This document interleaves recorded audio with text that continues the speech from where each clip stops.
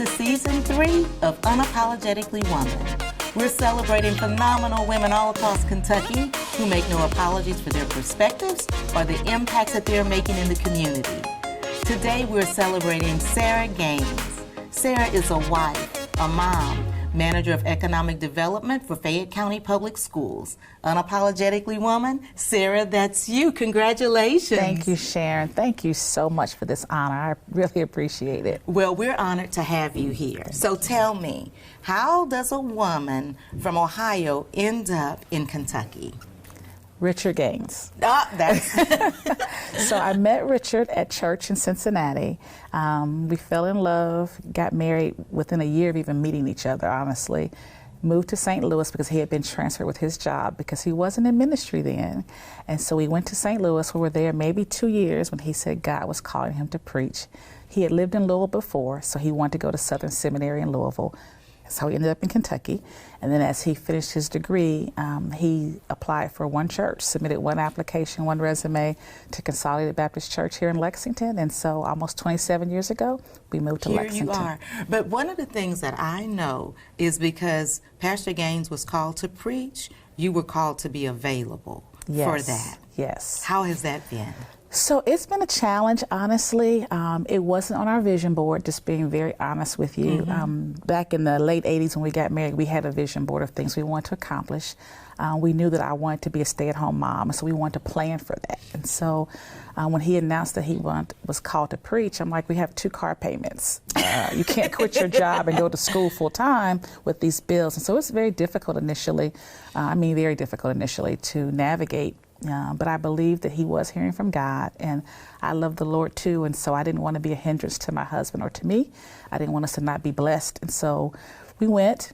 Seminary wasn't as bad as I thought it was going to be. People would tease that we were going to be eating bologna sandwiches all the time, and I don't even like bologna, so I was like, can I get I love fried bologna. White Castle or something? He does too. He had a fried bologna sandwich the other day at a restaurant. I won't give them free advertisement, but he was like, fried bologna sandwiches. I was like, okay. I love it. He loves it. But it wasn't as bad as I thought it was, but it sort of prepared me for what the life would be because he was involved in ministry then at a church. He had 7 positions. He was a full-time student. He was also employed by the seminary at the time, and so he was gone a lot. And so once he became a full-time pastor, I was already used to the life of the pastor's wife. I think the biggest surprise was things change a lot, right? Like trying to navigate people. I thought growing up that as long as you were nice to people, they were nice back. And that wasn't always the case. People have their own issues, and so if you catch them on the wrong day, you may get something that wasn't really for you, but you were just in the space to get it. I was just in the space to get it. And so, again, it was challenging. I still laugh now. We go out and people are like, hi, Pastor Gaines, hi, Reverend Gaines. And I'm like, hello. And he'll I'm say, here. Yeah, and now he'll say, do you know my wife, Sarah? Because I think he's becoming more sensitive to the fact that people know him and don't really acknowledge that even though I've not been in the pulpit, that I've been a great part of the ministry that he's done here in Lexington and at Consolidated. Because you've had a hard job because you've got to keep that man grounded so he's able to do the work of the people. Absolutely. Well, keeping him grounded, but also just encouraged because it's hard work. It's not the easiest thing. It may look like it if you're watching certain pastors on television, but actually trying to get to know people and trying to be an integral part of their life, trying to be inspirational, trying to be there when people are dying or people are sick or, you've got to go to court.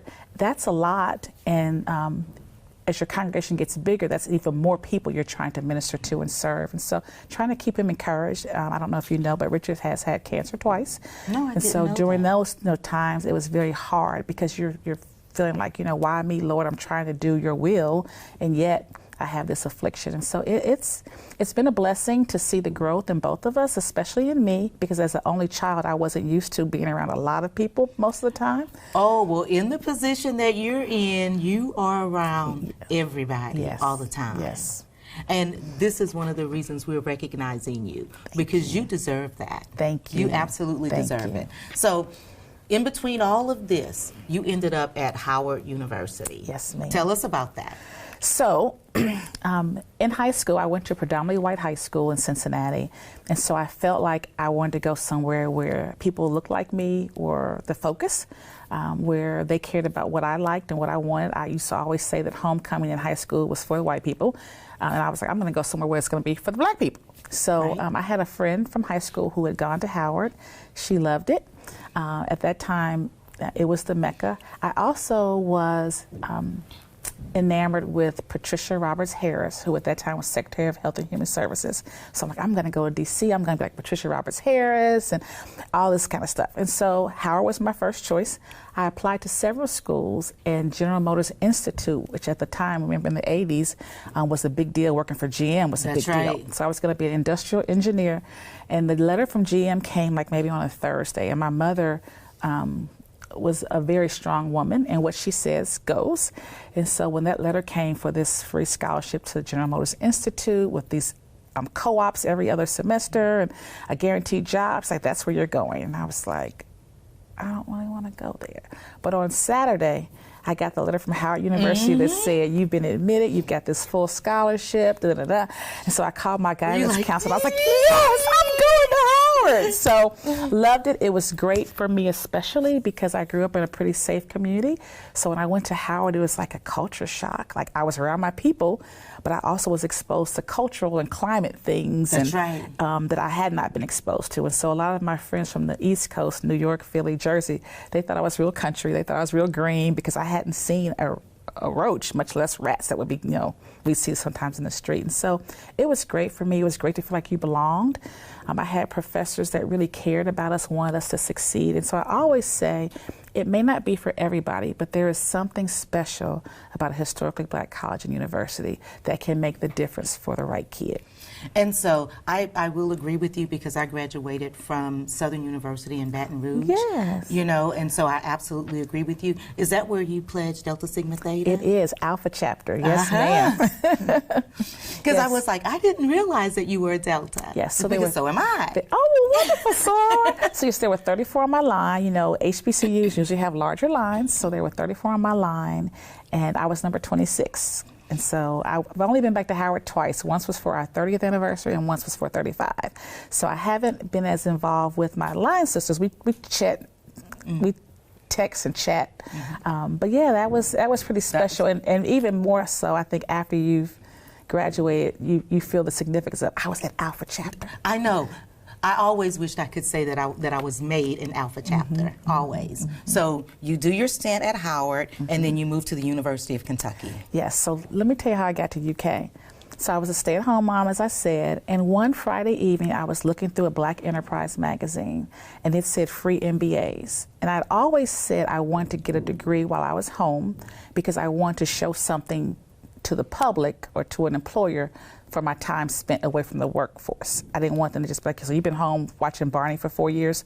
No, I've done something. And so that was the goal from the very beginning. I'm going to get this master's degree and then go back to work. Well, it said free MBA, and I could not believe my eyes. It said the University of Kentucky Gatton College of Business and Economics. And I was like, God, you must be telling me. And so I did. I was a Lyman T. Johnson Fellow and got a free education and a stipend, and the rest is history. But it was a great 2-year experience. I took like 9 hours a semester, so I kind of took my time. At that time, Micah was 4. And so I would go to campus, he'd go to, the church was on Upper Street right there, so I'd drop him off, scoot to class, and it was the best thing I did because I think it just kind of got me reacclimated, and a little bit of the focus became on Sarah for the first time probably in about 10 years. Well, and I think that's important because we as moms, we focus on a lot of things. And that's one of the reasons I'm so excited to have you here today, because we focus on everybody else's needs and what's going to make everybody else happy and all of that. And we kind of forget about ourselves. We focus on everybody else, but now I put me on the calendar. Yes, because I tell myself all the time, if you don't take care of you, you can't take care of Richard and Micah. If you don't take care of you, you're not going to be here. And you matter, you're important. You need to watch what you're eating, get you some exercise, get you a hobby. I tell myself all those things, but still, when you put other people first, sometimes you get to the end of the day and you're like, I don't have anything else. I'm tired. Yeah, I'm done. spent. So one of the things that I've do recently, as you know, I am a huge University of Kentucky women's basketball fan. Yes. That is my safe space, and I tease my husband when he comes to games occasionally. They're like, is that your dad? Who's that? You know, who's this guy? And I'm like, that's my husband. But they know Sarah. They don't, or somebody call me Sister Sarah. Oh, so it's switched. They don't know who Richard Gaines, Pastor Gaines, they don't know him. They know me. Yes. And so I have a great time. I tell people, if you watch the game and you see me running, jumping, whatever, don't judge me. That is my outlet. Mind your own business. Mind your own business, yes. So now you're at Fayette County Public Schools. Tell us about that. So about a year ago, I became the manager of economic development. I've been at Fayette County Schools about 7 years. My first job was in the Office of Equity as admin assistant to the chief of equity. And I spent 3 years there, and then I transitioned where I was support for the director of logistical services and Marilyn Clark, who at the time was the manager of economic development. So I've been in the equity space for about 6 years. So when Marilyn left to go to UK, it was vacant for about a year. And when it posted, I just thought, can I do this? And I spoke to one of my colleagues who I had gone to UK with, that's at the district now, and he was like, Sarah, you can do this job. So I applied and I interviewed for it, and I love it, Sharon. It's probably the second most rewarding job I've had. My first was at UK as a freshman counselor in the CARES program, but this is probably the second. And I really love talking to entrepreneurs, Black and women-owned businesses that are really trying to create space for themselves, trying to grow their businesses. The district has goals, but unfortunately, because of some of the laws that are in place, we can't always make a choice that allows us to increase our supplier diversity. Sometimes it's just about the lowest bid. So if we're building a building and a majority owner has the lowest bid, that's it. That's just what it is, yes. Yep. But just the things that we are able to do, we're changing some of our policies and practices, the way we open bids. We're really pushing on the goods and services side. We're encouraging our bookkeepers and our admin assistants at least look at, here's a list of, I'm providing listings for them to at least consider some minority-owned businesses, women-owned businesses. And so I'm really excited about the change. I had a gentleman say to me that last year was the first year he's done any business in Lexington or any with Fayette County Public Schools. Minority business? A minority business owner, yes. So even though we have a ways to go, I'm excited about what lies ahead, and I'm excited that there seems to be some excitement in the Black community for what's ahead with Fayette County Public Schools. Absolutely, absolutely. So before I go, you said that your highest achievement in your life has been raising your son. Absolutely. Talk to me about that. So as I said before, it was a conscientious decision that I would be a stay-at-home mom. My husband was traveling at the time, and so I wanted there to be some stability with our children. God only blessed us with one child. We wanted 3, but that's not what the Lord thought. And he knew best, because I promise you, everything I wanted and needed, and probably more than I could handle some days, was Micah Richard Gaines. But I didn't want Micah to be a statistic. I did not want him to feel like he had neither parent. I tease him sometimes, I could have been a millionaire if I had been working all those 20 years I was home with him. But honestly, when Micah graduated from college, we bought him a car. And someone asked me, why'd you do that? And my first response, this part of me was like, because I could, because I wanted to. Okay. But what I said was, but Micah has never had us in the courthouse. I've never had to go to the courtroom for Micah. He doesn't have any children out of wedlock, and he got a full scholarship to the University of Kentucky, so I didn't have to pay any tuition or anything. And so I felt like what I didn't have to spend on attorney fees and on child support or anything like that, or college tuition, we want to give that back to him. But he has been such a joy. The choices that he's made, I think, are a reflection of the time and energy there. And Richard, of course, helped, but me being there with them, Micah was reading when he went to kindergarten, he was reading the stories to the kids.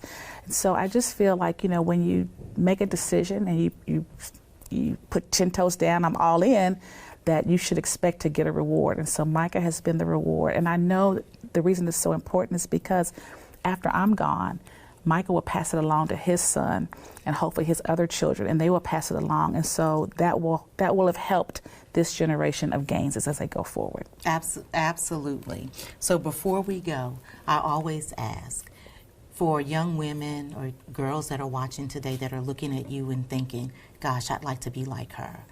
Because that happens all the time. What kind of advice would you give them? First, I would say this is a journey. Who I am today, I probably just became this person, even with all of my experiences over my 59 years, I probably just became comfortable in Sarah in the last 6 or 7 years. Probably about the time I turned 50. I thought I did at 40. I finally feel like I was an adult because I'm 40 now. I got a husband and a kid. I'm full grown. But I think probably my advice would just be know who you are and allow yourself to be your authentic self. Don't try to be like anybody else. Have a couple of close friends that you can share your struggles and your triumphs, and that will do likewise. I think more than anything, Sharon, it's just allowing yourself to be who you are. You don't have to be an imitation or a copy of anybody else. Just whoever God's created you to be, whatever your interests are, your desires are, align yourself with people that are going to help you be your best self. Absolutely. Thank you so much for being here today. Thank you. It was a been my pleasure. honor. Thank you so much. Continue to watch us as we celebrate other phenomenal women just like Sarah who are making changes in the community. Talk to you soon.